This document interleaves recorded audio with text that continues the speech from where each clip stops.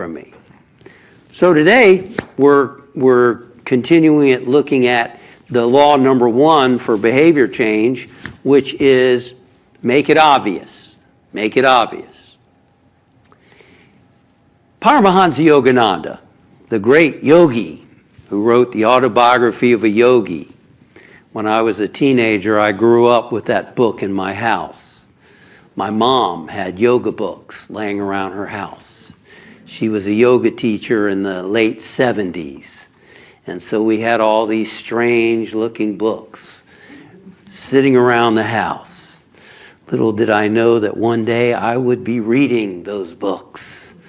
I wonder why. Maybe she had those little cues sitting around the house that were giving me subconscious messages.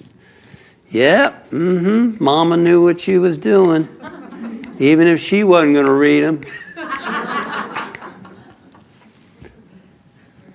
So the great yogi sage said environment is greater than willpower. Now, often when he used that phrase, he really meant the people you hang out with are very important.